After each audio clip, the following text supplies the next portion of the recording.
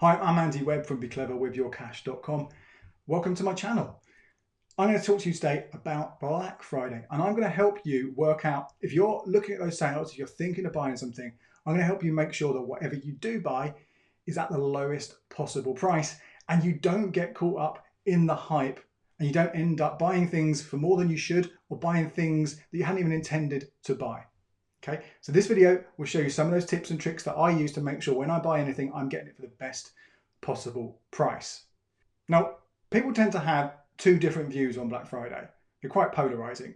They either love it and they wait for it all year round. This is the time they are going to buy all their stuff. They delay their Christmas shopping for Black Friday because they are convinced that is when they are going to get the lowest price all year round. There might be something they needed in the summer, but they're going to wait. They're going to wait for Black Friday because that is when it's going to be cheapest. So you've got that group over here.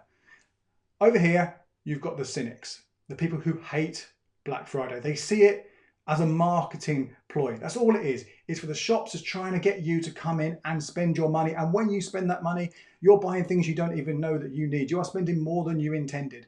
And potentially you are borrowing money for that. You know, there is that kind of downside. People who love shopping, and a lot of us do like buying things. It's a natural thing to enjoy doing.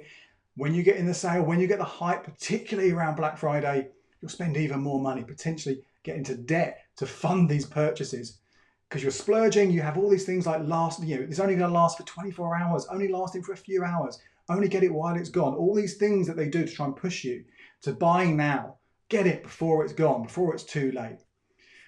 I'm actually somewhere in the middle. I know I said there are only two views here, two polarizing views, but actually I'm in the middle on this one. Absolutely. Black Friday, as with any sort of sale and promotion, is designed to get us to spend cash. And that means people buying things and spending more money than they intended to. And there are also a lot of offers there and offers promotions which aren't that fantastic. If you really drill into it and you look into it, they're not that special. It could well be, for example, this is an old trick that a lot of them use. They'll have that classic was this price and they put the RRP up there. Was this price, now this price. Say it's a vacuum cleaner, was £400, now £200. You are saving 50%. You are saving £200. 200 quid. Oh my God, what an amazing saving. You've got to snap that up, right? Actually, well, there's two things here. One, if you hadn't intended to buy that vacuum cleaner, you're still spending £200 more than you intended to spend, right? So you aren't saving money in that sense, you are spending money. But secondly, that difference between that £200 difference, that might not be the true discount. You might find that really it's been on sale for 250 quid, 220 quid over the last 6 months, maybe a year, who knows how long. You might still be saving money, 20 quid, 50 quid off that general selling price, but you aren't selling £200 because they know people are attracted to the size of the discount. So yeah, absolutely, people are buying things they don't need to or being tempted to spend more than they would have done because of the way these deals are promoted, the way they're sold to us. But there are also loads of decent discounts available if you know how to find them and if you're willing to say no when you can't find it. It absolutely is possible to buy something at the lowest price on Black Friday. Not everything, but lots of things. And if it's not the lowest price, it might be close to the lowest price, but still a decent price. So how do you make sure you are getting the best possible price in the Black Friday sales? And you know what, actually, it's the same all year round. What I'm going to tell you right now, do this whenever you're buying something, particularly a big purchase, and then you will make sure you are getting that low price, or at least a lowish price, if not the best price. First of all, number one, make a list. The things that you want to buy, that you know you need to get, that is what you should be focused on. That should be the only things you are getting. That removes any of that kind of additional temptation just to scroll and to browse and buy things you hadn't intended to buy. Okay, scrap that, have a list. Now, for most things, that's going to be pretty simple. You know what you need, okay? Some of it might be a little bit more vague. You might know that you need a new shirt or a new coat, but you might not know exactly which one. But at least you can focus it down to kind of the kind of style that you want, the kind of retailers you want to go to.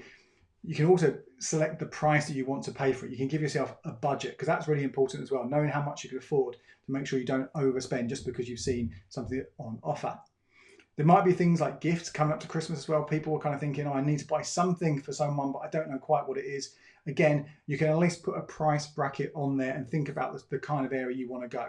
Because as much as you can, you want to stop that kind of browsing, that kind of doom scrolling for deals and just constantly looking and looking and looking. Everything's on there.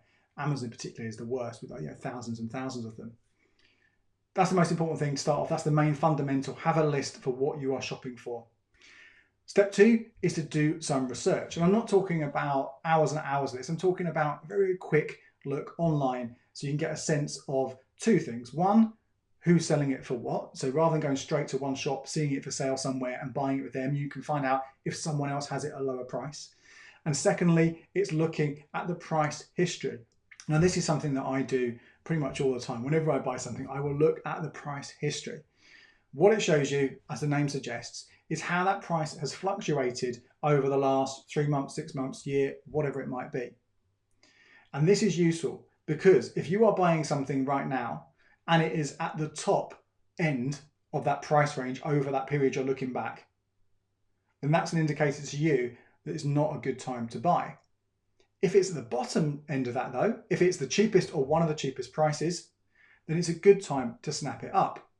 Now, of course, there might be a bit, it's a bit more kind of complicated that sometimes, because if the graph is going like this, that there's frequently ups and downs, peaks and troughs where the prices go high, go low, high and low, then it's easy to say, yeah, do you know what? I can wait because the price for a couple of months will come down. If it's the odd tiny spike down in price, then it might be that discounts are rare. In which case, if you need that item, you need it now, it's better to get it than to wait. Even if that means you're paying more than the lowest ever price, you're paying hopefully at least a fair price, judging by the price history, how much things do go up and down in price. So that's the sort of the other fundamental. Some good places to go for that. And I've got another video you can check out with more on this. There is Camel, which is great for looking at Amazon price history. And there's one called Price Spy, which helps you look at other retailers. And another one specific here, just to Argos, called pricechecker.co.uk. Really handy, again, just to make sure that when you're buying something, as I say, you are getting a decent price. Now, the third step after this, once you've found something, you've decided if you're going to buy it, if it's a good price, you want to try and get some extra discounts on top of that. A few fundamental ways you can do this. One of them is with a voucher code. Now, if you can find a voucher code out there and you apply it and it goes on the basket, you are getting that discount straight away, immediately. You know that price is coming down. Now, I often look for a voucher code, not just for the cheapest retailer to bring that price down further, but also a few other places that are selling it, even if they're charging more, because that discount with that code might bring it down even more below that cheapest retailer. So have a look for those with voucher codes. Now, the next place to go is something called a cashback site. Now, if you don't know about these, I've got a whole video which you can check out, give you more information. But essentially, they are middlemen between you and the retailer. If they send you online to that shop and you make a purchase, that retailer will give a cut of commission to the cashback site, who will then give a cut of that back to you. So you make a little bit of money back. This can range everything from 1% up to 10, 20%, depending on the retailer. I do pretty much all my shopping via cashback sites. Now, if you've not used either of the two main cashback sites before, which are Quidco and TopCashback, there are special offers the first time you use them. I will link to them below here, but essentially you can get £15 back from TopCashback when you spend £15, and you can get £17 back from Quidco when you spend £10. Now, these offers are valid right now. As we talked before this video, they could change, but you click on that link and you'll see whatever the latest offer is. So there you go. Follow those steps, do each of those things, and when you do end up spending money at Black Friday, you are going to end up coming home with some decent deals, some decent bargains, paying prices which, if they're not the lowest ever prices, they're still ones which are at a decent price. You won't be overpaying, you won't be getting ripped off. You won't be getting caught up in that hype and spending more money than you intended to and buying things you don't even need. And that's why I think Black Friday essentially can be a good time to buy. Now, if you want to find out about the best deals and promotions this year, make sure you do follow me over on Instagram. I've got two different accounts, but the main one for deals is @clevercashdeals. Instagram.com/clevercashdeals. I'll be sharing some of the best offers and promotions over there so you don't miss out. And I've also got a huge list, which I'll link to up here, over on the blog, where I've got lists and lists and lists of not just my pick of the deals, but all the different retailers who are taking part this year. Now, if you found this video useful and you think it's going to save you some money, please, please, please do hit that like button below the video. And also, if you can, leave me a comment, share the video, whatever it is, because all those things will help other people find my YouTube channel, help it grow so I can help more people with their money. And don't forget, if you haven't already, please hit that subscribe button, that little notification bell. So every time I do release a new video, you get told about it straight away. Until next time, cheers. And here are a couple more videos you might find interesting.